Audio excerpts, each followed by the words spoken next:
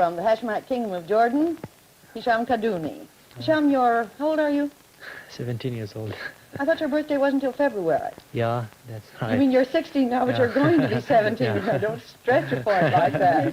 From Finland is Irja Lami. Irja, have you been getting enough winter here to satisfy someone from Finland? I think that this winter is a bit too breezy for me. You don't have so much wind in Finland, No. but you have the same cold. Yes, we have. Have you had a chance to go ice skating or skiing or sledding? Not yet. We haven't had time, but I hope to do that. Oh, I hope you'd love to see you on skis. From Singapore is Lim Heng Lung. That's right. How are you getting on, Lim? Well, the living room fire and myself are inseparable pals. Do you really suffer from the cold? Yes. You've never had anything like this, I suppose. 84 to 92 degrees. Constantly, all year round. That's right. Well, it was 0 this morning.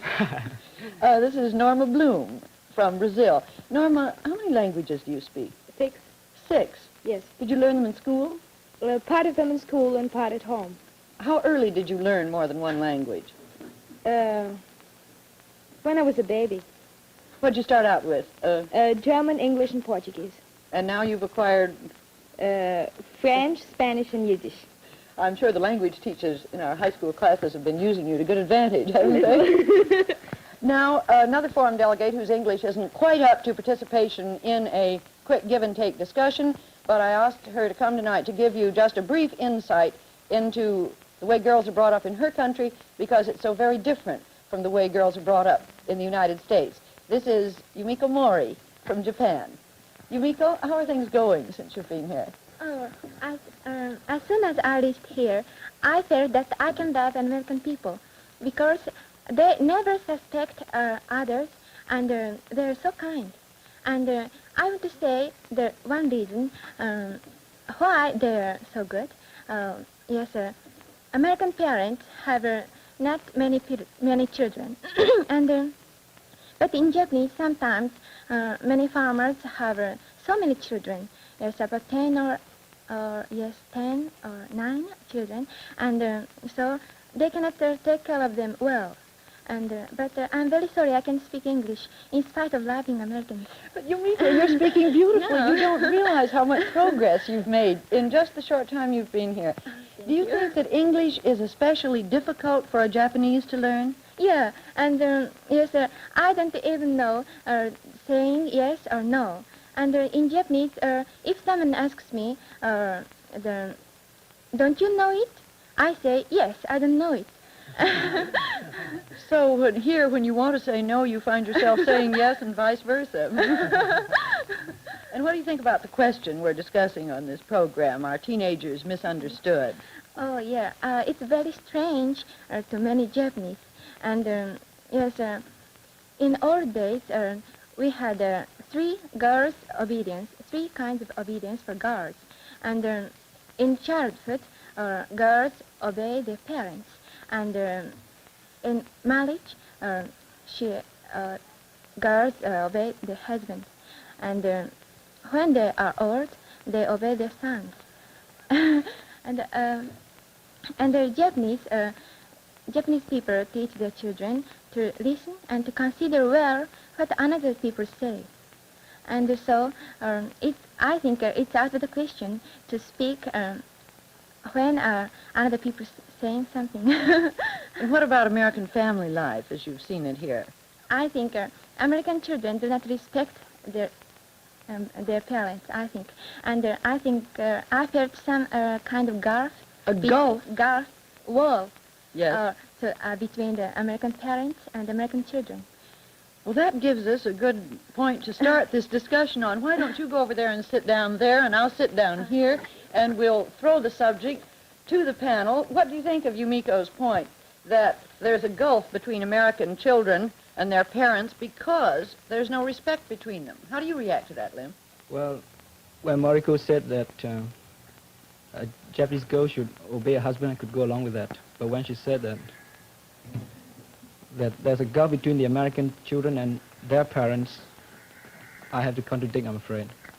I come from an old-fashioned family, or rather a family on the old-fashioned border between the modern and the old. And I've been brought up in such a way that my relationship with my father is a rather formal one. Though I joke my mother, sometimes a bit disrespectful, I'm afraid. I don't say anything to my father unless I'm spoken to. And well, that's where the gulf comes in, because when I have personal problems about which I cannot consult my mother, I can't go to my father either. Not because tradition says I can't, but because my upbringing is such that, well, I just don't go to him. I'm sorry, go ahead, Noah. Do you think that is right, Lim? Would you bring up your children in the same way? And suppose you brought them up more the American way. Do you think they would lose or gain anything by this? Well, if I have any children, that is, I think I bring them up more in the American way. Well, you see, I think we Chinese or we Asians are more composure. When rock and roll hit Singapore, when Johnny Ray visited us, there wasn't the hysteria, there wasn't the rioting that we hear so much about in Australia, in Europe, in America. We heard a lot of rock and roll in Singapore before the Malayan premiere of the first rock and roll film. And on the night of the premiere, the police took special precautions at the theater. But what happened? It was a damn squid. Because A damp squid? a damn squid. Because nothing happened, and well, I suppose the newspapers were rather disappointed. Well, Lim, what did you mean when you said there's so many things that you'd like to talk to your father about that you can't? In what kind of things do you feel this lack of understanding? Well, it's not a lack of understanding. The thing is that we're not close enough to have any chance to understand each other.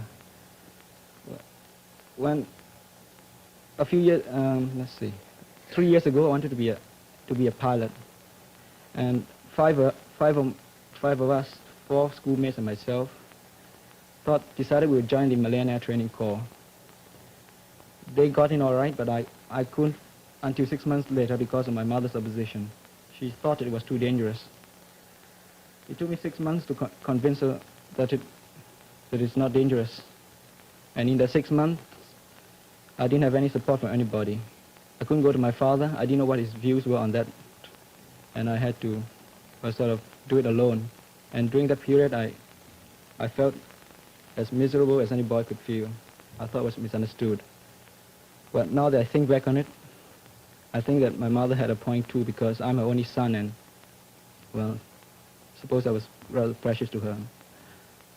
I thought you said you had a brother. Well, my father married by Chinese law, and he has 3 wives. Is that customary in Singapore? Well, if you have the means, I think that's rather customary among Chinese men. You see, in Singapore, we have different marriage laws. Singapore is a cosmopolitan city, and if someone marries under the British law, that is marries in the Register of Marriages, he is bound by law to have only 1 wife. If he wants more, he must divorce first. And when we marry by Chinese law, we can have as many wives as we like.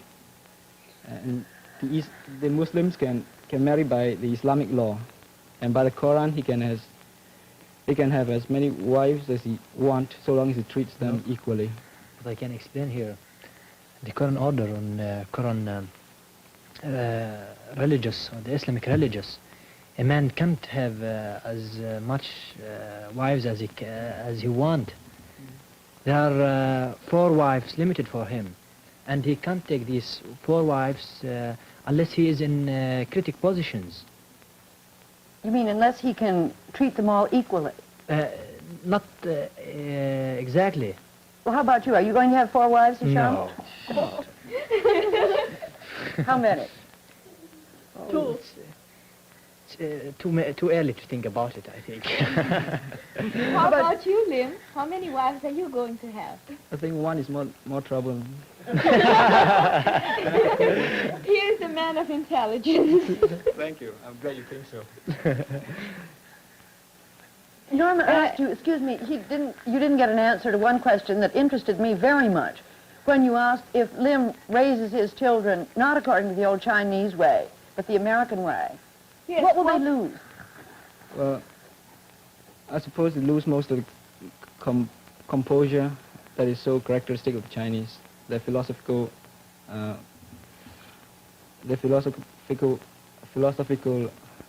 view on life. And what do you think they would gain? Well, I think they, well, nothing, I can't name anything concrete, but I'm sure that they won't have as many problems as I had, which I had to face alone. You think they will gain more love and understanding, perhaps? Well, I don't know. I think I'm old enough now to understand my father, even with this gulf between us. As for love, I think that doesn't come into question because I do love my parents. But what they gain is a stronger individuality, I think, a more vibrant personality. Lim, one more point. Do you mind my asking, you say your father has 3 wives. Do all the wives live in the same house? We used to, but my father finds it more peaceful to have them in separate houses. By the way, I remember you sometimes saying that you feel very happy. You can really say that that kind of life you have spent has made a happy person of you. Happy person, I don't know. I'm happy at times, but I'm sure I'm not discontented. I see we have to carry the answers to Norma, Brazil. By the way, what ways usually the teenagers in Brazil use to express their respect for their fathers or for their parents? I can say that in Brazil it is much like in the United States. We have no formality between parents and children. But I think that teenagers and children in general, when they're healthy and intelligent, respect their parents in their hearts, and if their parents will give them some good advice, the children will take this advice and be grateful to their parents to talk over any subject with them freely. For instance, in America here, the teenagers can call his father or mother by his first name. For instance, his first name is Jane or John or so on. He can call it by his first name. Will that happen in Brazil, for instance? This depends on the family. Personally, I can call my father by his first name, which is Bobby. I can call him Bobby or Daddy, and he is very pleased because he treats me as a friend, and he likes to be treated as a friend of mine, too. I can do the same thing. I can call my father as I want, and I'm very happy of this thing. You're leaving me with one question, and I'd really like an answer for it. Lim, you said that you couldn't talk to your father unless you were spoken to. Well, what happened when you won this forum competition? Unclear one point. It's not that I can't talk, but the way I've been brought up, I don't do so. When I won this competition, I told my mother about it.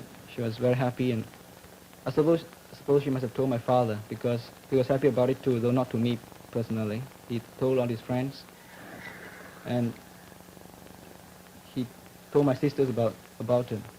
It was not until 2 weeks later that he came to me and asked me what the arrangements were for the trip and whether I heard anything from the New York Herald Tribune. Does he write? I'm sorry, Ilya? I think that I have been brought up in the Chinese way because my daddy he didn't congratulate me. I know that he went and told all other people, but not me. I think fathers are somewhat alike all over the world. How about you, Father Hisham? Oh, I have to think a little. Well, my father at the first was not well informed about this trip because it was before the summer vacation, and he was informed that it will be in the summer vacation. So he carried me the exception of my school to represent it in the general examination, which will be held in the Ministry of Education in our country. You see, but after he was informed that it will begin January 1st, 1957, therefore I will lose part of my studying. You see, he became to oppose that or to not to agree with that thing to some extent. But after some conversations between me and him, he was persuaded that it will bring benefits to me personally and to my country, because I'll get the chance to help my country and serve it in many ways. I'm fascinated still by what Irja said, that she thought in Finland she'd been brought up in a Chinese way. What other things do you feel you have in common with Lim from Singapore? I think that we have respect for our parents. I mean, I could come home after a football match and rush into the room and say that we've won, or cry in my happiness, but I think that I feel some kind of respect. I can't do that. I have to come in quietly. Well, I don't think it's a matter of respect. I think children all over the world respect their parents. I think it's the open show of deference that is important. To me as a Chinese anyway. Norma, Hisham, go ahead. Yes, go ahead. Hisham, I want to know, at the beginning of the program, you said that teenagers in your country want to be free from your tradition. Yeah. And that your parents did not agree. Is your problem somewhat like I didn't Lim's? say that. My father did. The parents concerning in what? Jordan. The parents in general in Yes. Jordan disagree to some extent, not to be out of our traditions. But I'm not speaking about my family, I especially understand. about general. The answer another time. The question another time. Well, what are the traditions, I think Norma is asking, that young people want to be free of? The main thing which you can notice clearly about our traditions is that the parents or the adults don't allow the mixture to be widely used in our country. You mean between boys and girls? Between boys and girls. That's it. The main thing which you can notice about our traditions. Well, do you get to go out with girls? What? Do you get to have dates with girls? Can you? No, no, at all. Very unfortunate of you. Oh. Do you think you're misunderstood on this point? And, well, I see that there must be some mixture between boys and girls, but not as widely as here in the United States. Because, as I think, personally, it will lead to something bad. Well, I think that Norma and me, we understand you. Oh, yes, we do understand you completely, Hisham. Norma, you said that the relationship between children and parents was very much like it is in Brazil, here in America. Do you find that there's any way in which American teenagers are misunderstood? Well, I should say that perhaps the most brilliant students in some schools are not given some special chances, some special opportunity to develop their intelligence and their talents. They are treated as the rest of the pupils in a very average way, and I think this is very democratic, but I think it is also a waste of talents. well, I'm not so sure about that. My first whole school in Staten Island has special honors classes for the brightest students, and I think the work in those classes are well above average. I have noticed the same thing as Lim. I think it's rather good. We don't have that in Finland. In Jordan, we have it widely, that the gifted students are treated the other way as the other students. But I haven't noticed in the United States, as you spoke, you see, they treat the gifted students to some extent another way from the rest of the students, but not as widely as in your country or in his country or in her country or in my country. That's what I believe. What I find missing is a certain challenge on the part of the schools, of the teachers, Yeah, I agree to with the you. intelligence of the pupil. The pupil does not have enough, his interest is not aroused enough to make him want to learn 50 times more than somebody else. You I think think- that Americans students that you've seen here could be learning a lot more than they are? Yes, I think so.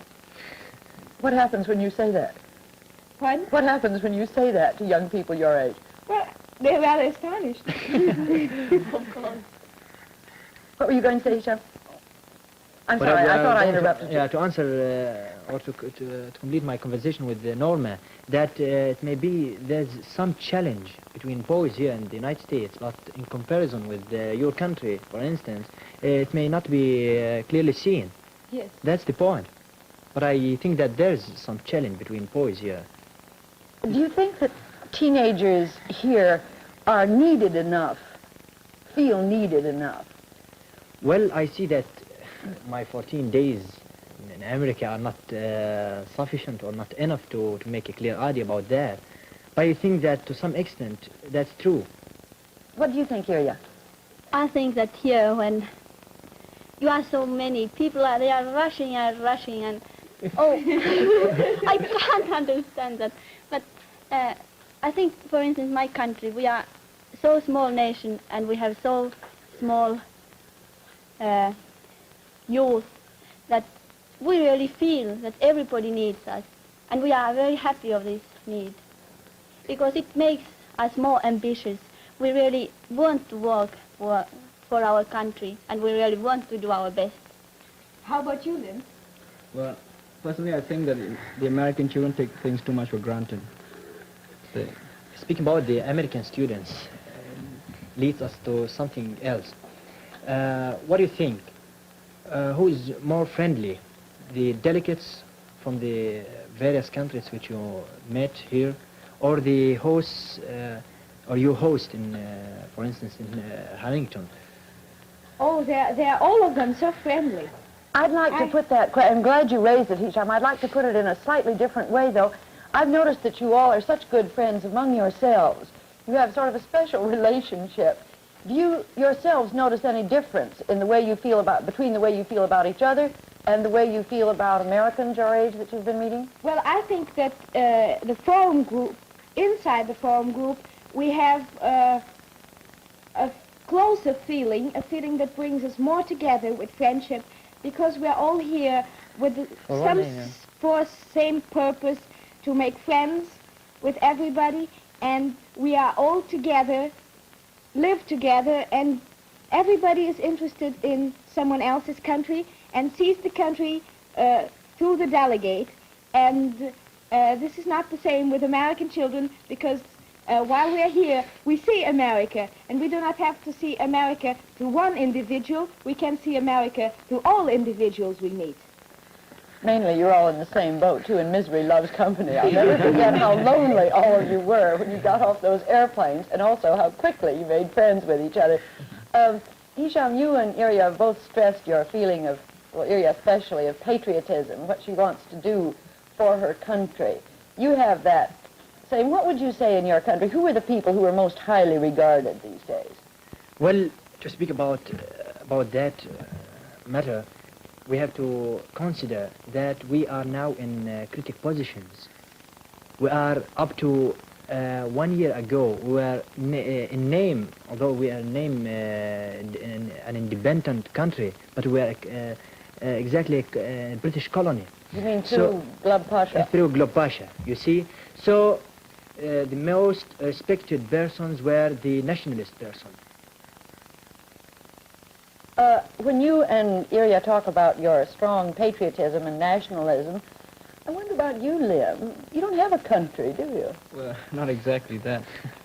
We're still under British rule, and you are a city only. I well, think we're almost a city. I feel much more rich than you when I have a whole country. Well, I suppose so. But most of us in Singapore now are looking forward to our independence. Our elected ministers are negotiating the colonial office for independence in February. But what takes the place in you of the feeling of patriotism that Irya and Hisham and I'm sure Norma feel? Well, as Irya said, we are not a country, we're only a city, and I think our energies are directed towards making the world realize that Singapore as an island and a city can exist. I think, Mrs. Waller, that as Lim has only a city for his country, he can have much more patriotism for his country than I can have for Brazil, because it is so big that I would have to divide my patriotism all over a very big area, and I think he can keep his little city, all of it, inside of his heart. What It is makes your it much main easier. feeling of patriotism for Brazil, Norma? In Brazil, most of the teenagers try to get a good profession, to become an architect, an engineer, a doctor, and do something for the Brazilian people. And many of us have hopes of making great discoveries in the medical or chemical fields and helping the world as well. So leaving the name of Brazil in an honorable place. Got a few seconds left. What are you going to be, Lim? Well, I'm going to be a reporter. A reporter, a journalist. How about you, Ilya? I think I hope to become an ambassador. But And you, Hisham? Oh, petroleum engineering. To be Well- petroleum engineer. Petroleum engineer? Good. Sorry, we've got to cut this short. Next week we'll be talking about American high schools. What's wrong with American high schools?